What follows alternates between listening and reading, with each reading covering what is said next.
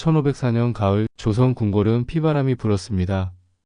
230여 명의 신료들과 그 가족들이 한순간에 목숨을 잃거나 유배형에 처해졌습니다. 이것이 바로 조선 역사상 가장 참혹한 숙청 사건 중 하나인 갑자사화입니다. 사화 측 선비들이 입은 화라는 뜻의 이 사건은 단순한 정치적 숙청을 넘어서 한 폭군의 관기가 어떻게 나라 전체를 공포로 몰아넣을 수 있는지를 적나라하게 보여주는 역사의 교훈입니다. 오늘 우리는 연산군이라는 인물을 통해 권력의 부패가 얼마나 무서운 결과를 가져올 수 있는지, 그리고 조선이라는 나라가 어떻게 암흑의 시대를 맞이하게 되었는지 살펴보겠습니다. 연산군의 폭정은 하루아침에 시작된 것이 아니었습니다.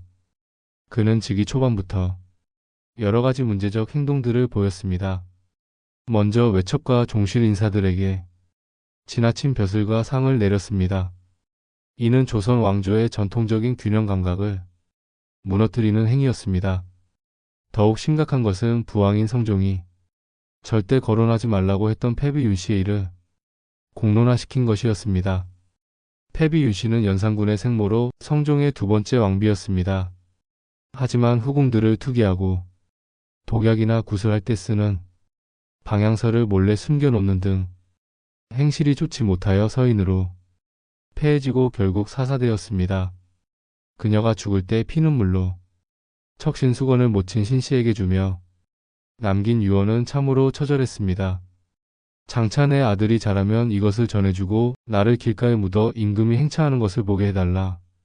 이 유언이 실현되는 듯 연산군은 즉위한 지 얼마 되지 않아 성종의 묘지문을 살펴보다가 승지들로부터 패비의 일을 듣고 그날 밥을 굶었다고 합니다. 이때부터 연산군의 마음속에는 생모를 복위시키려는 집착과 함께 그녀의 죽음에 관련된 모든 사람들에 대한 원한이 자라나기 시작했습니다. 연산군의 또 다른 문제는 신료들의 간언을 용납하지 않는 성격이었습니다. 자신의 판단에 대해 반대하는 신료가 있으면 그 발언의 근거와 출처를 캐묻는 일이 잦아졌습니다. 이는 신료들이 자신을 임금으로 인정하지 않고 무시한다는 일종의 피해의식에서 비롯된 것이었습니다. 임금을 능멸한다는 능상의 혐의는 주로 간언의 임무를 수행하는 언관들에게 집중되었습니다. 당시 좌의정이었던 노사신은 연산군의 이런 성향을 부추기며 다음과 같이 말했습니다.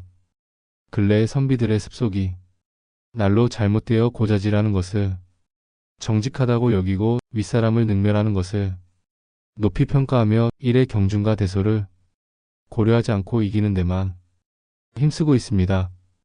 노사신은 언관들의 행동을 문제 삼으며 연산군의 결정을 위험 있는 결단이라 칭송했습니다.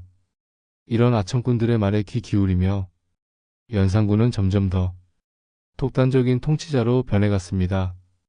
1498년 연산군 4년에 일어난 무오사화는 갑자사화의 전초전이라고 할 수 있습니다. 이 사건은 김일손이 사초에서 세조를 비방하는 글들을 쓴 것이 노사신 한치영, 유자광 등이 대신들에 의해 연산군에게 보고되면서 시작되었습니다.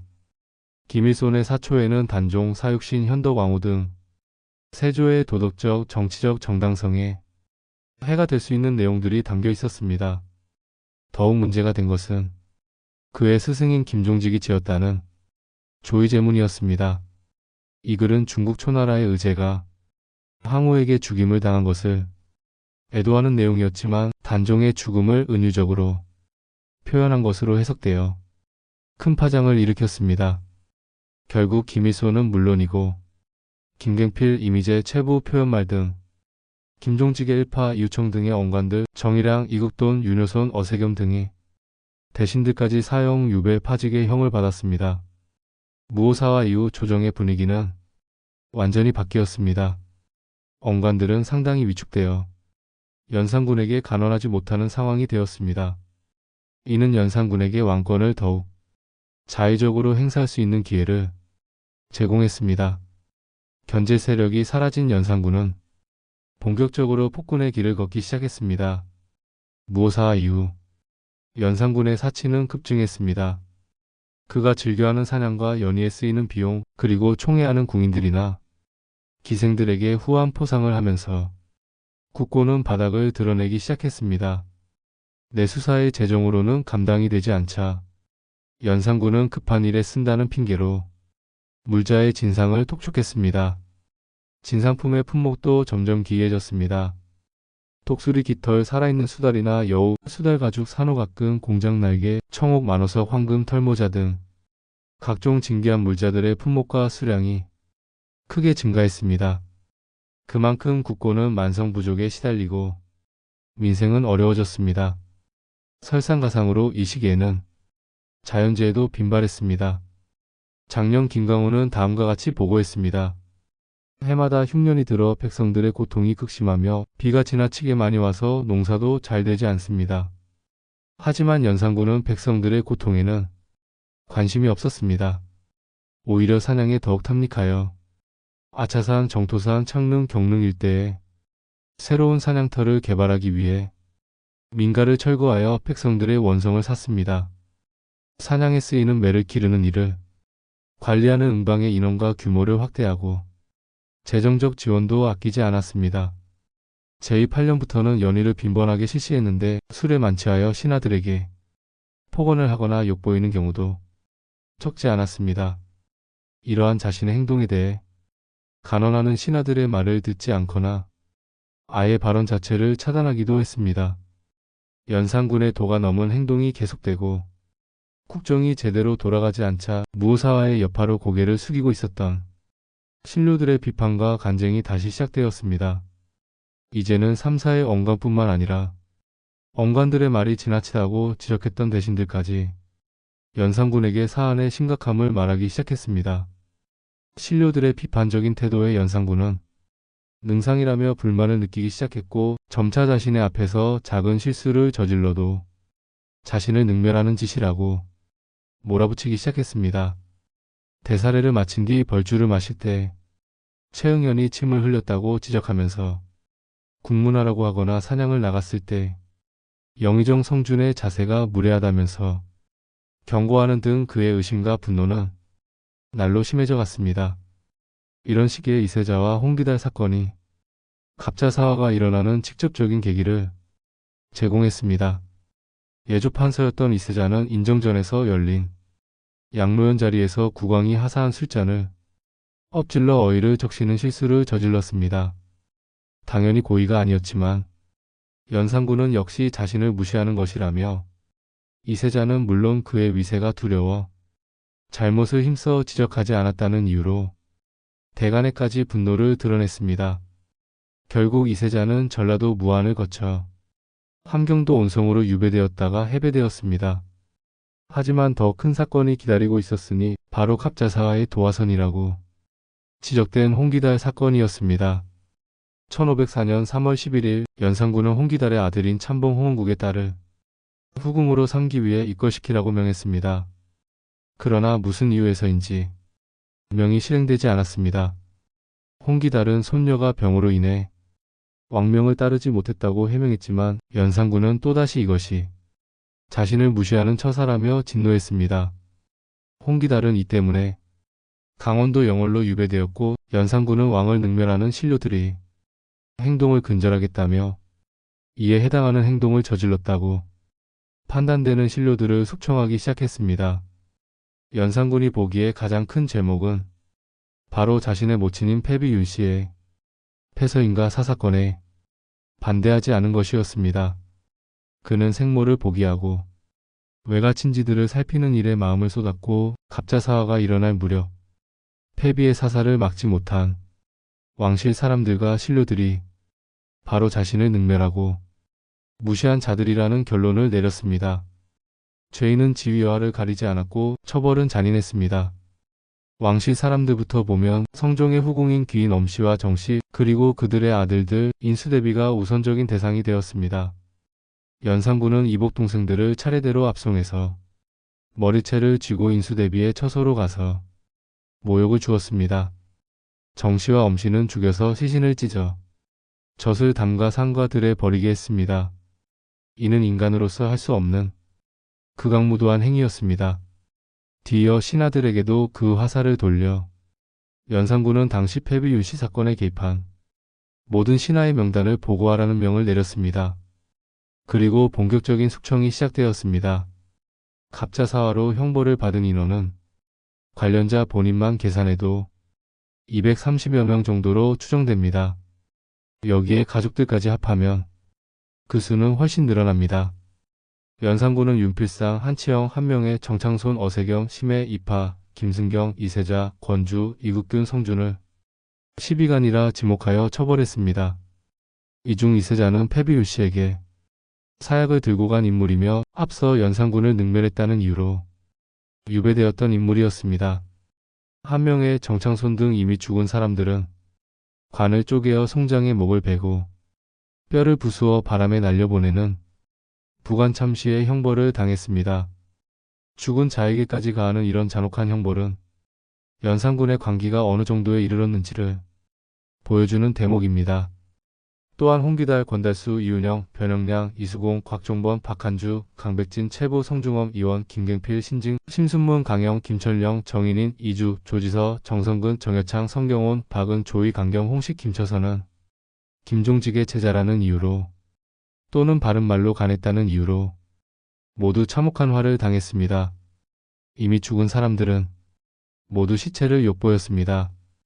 이들은 대부분 중앙에서 관리를 하고 있었던 사람들이거나 흔히 사림이라고 불리는 김종직의 제자들이었습니다. 갑자사화의 피와인들은 본인에게 가해진 사형, 유배, 파직 등의 형벌은 물론 팔촌 범위의 친족들까지 처벌되거나 재산을 몰수당했습니다.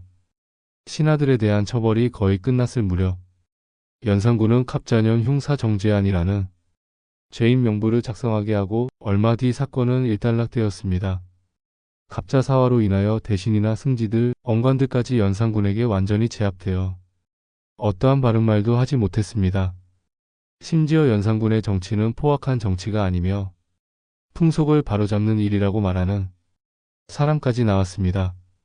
연산군은 언론을 완전히 통제하여 당시 조정의 일이나 궁궐에서 일어나는 일에 대한 발설을 지극히 싫어했으며 역사서술과 관련한 기록도 통제했습니다. 이는 자신의 폭정이 후세에 전해지는 것을 막으려는 의도였습니다.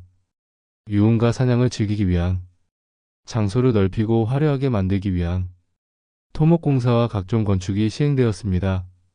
경복궁 경회로 연못에 1300여 명이 인원을 동원해 만세산이라는 인공산을 조성하고 거기에 복내궁 같은 건물들을 만들었으며 수백 명이 탈 수 있는 황룡을 조각한 배를 만들어 놀았습니다.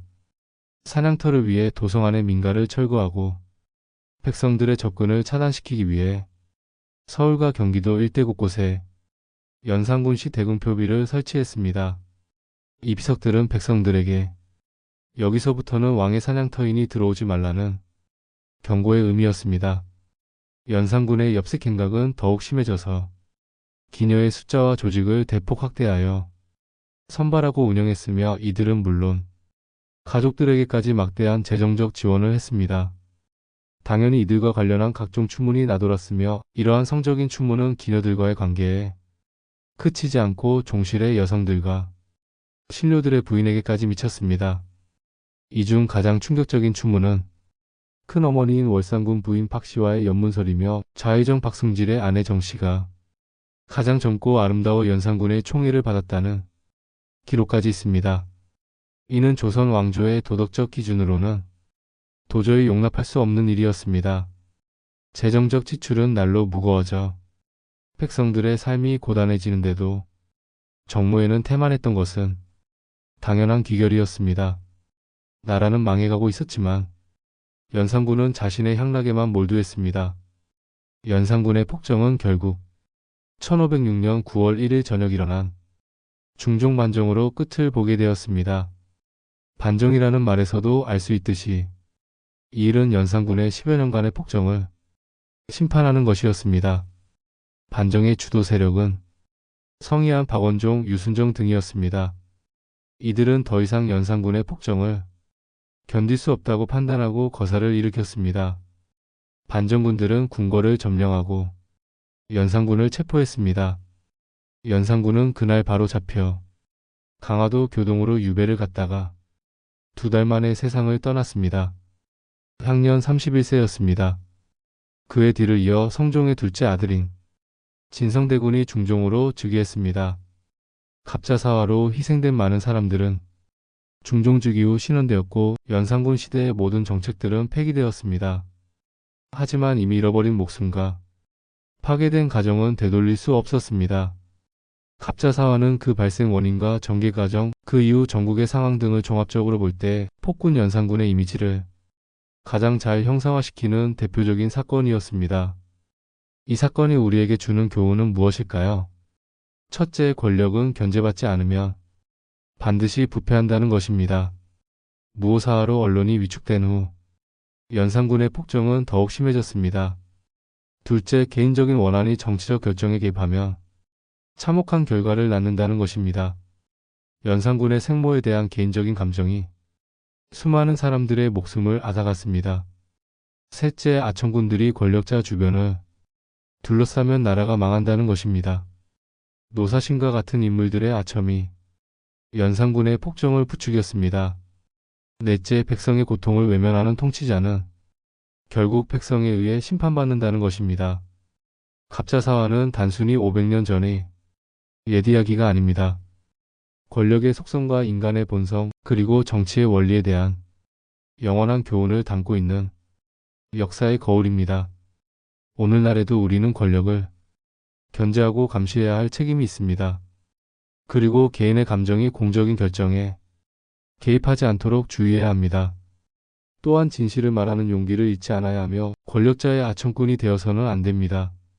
갑자사화의 비극이 다시는 반복되지 않기를 바라며 우리 모두가 역사의 교훈을 마음에 새기기를 희망합니다. 권력은 백성을 위해 존재하는 것이며 통치자는 항상 겸손하고 신중해야 한다는 민주주의의 기본 원리를 잊지 말아야 할 것입니다.